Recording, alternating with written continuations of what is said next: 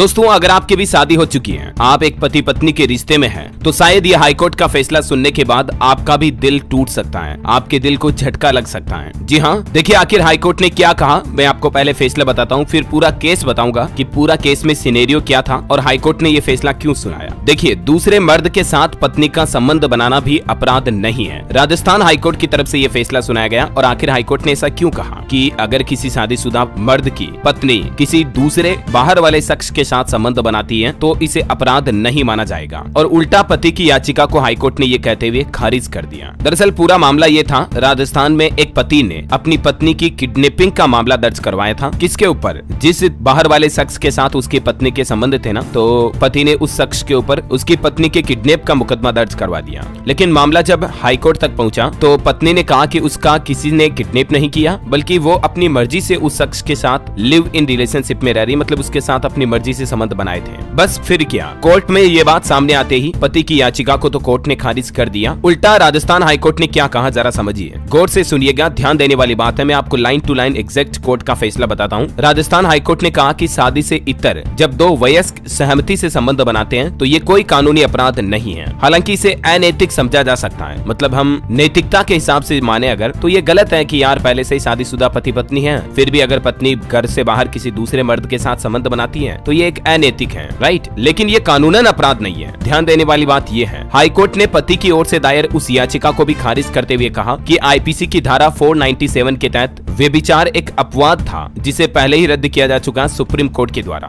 जब live in relationship वाले कानून में अड़चन आ रही थी ऐसे मुद्दों को लेकर, तो सुप्रीम कोर्ट ने पहले इस कानून को रद्द कर दिया। अब राजस्थान हाईकोर्ट के जस्टिस वीरेंद्र कुमार ने कहा कि आईपीसी की धारा 494 द्विविवाह के तहत मामला नहीं बनता है ये, क्योंकि दोनों में से किसी ने भी पति या पत्नी की जीवन काल में दूसरी शादी नहीं की है। मतलब समझ रहे हो, उस महिला के घर से बाहर किसी दूसरे मर्द के साथ संबंध थे लेकिन उन्होंने शादी नहीं की थी। तो कोर्ट ने कहा कि जब तक कि विवाह साबित ना हो जाए, लिव इन रिलेशनशिप धारा 494 के तहत नहीं आता है। क्योंकि जब पति ने हाईकोर्ट में मामला दर्ज कराया तो पत्नी कोर्ट में पूरे हलफनामे के साथ पेश हुई। और पत्नी ने क्या हलफनामा दिया, देखिए आप। पति ने तो आरोप लगाया था कि उसकी पत्नी का एक शख्स ने अपहरण कर लिया और उसके साथ दुष्कर्म किया या जो भी ऐसा कुछ है ना। तो इसके बाद उसकी पत्नी कोर्ट में इस हलफनामे के साथ पेश हुई, जहां उसने कहा कि किसी ने भी उसका अपहरण नहीं किया, बल्कि अपनी मर्जी से वो आरोपी संजीव के साथ लिव इन रिलेशनशिप में है, मतलब अपनी मर्जी से संबंध बनाए थे दोनों ने। तो इसी पर अदालत ने कहा कि आईपीसी की धारा 366 के तहत भी अपराध नहीं हुआ और एफआईआर भी रद्द की जाती है। याचिकाकर्ता के वकील ने भी कोर्ट में ये दलील दी थी, देख सकते हैं आप। वकील ने कहा था कि ये अपराध बनता है 494, 497 के तहत, लेकिन हाईकोर्ट ने खारिज कर दिया। हालांकि हाईकोर्ट ने कहा कि ये सच है कि हमारे समाज में मुख्य धारा का विचार यह है कि शारीरिक संबंध केवल शादीशुदा जोड़े के बीच ही हो, लेकिन जब शादी से इतर दो वयस्क सहमति से संबंध बनाते हैं तो ये अपराध भी नहीं है। हालांकि इसे अनैतिक समझा जाता है, लेकिन कोर्ट ने सीधे सीधे ये कह दिया कि वयस्क महिला जिसके साथ चाहे रह सकती है, मतलब शादीशुदा होने के बावजूद भी वो घर से बाहर किसी दूसरे मर्द के साथ संबंध रख सकती है, ये कोई अपराध नहीं हुआ।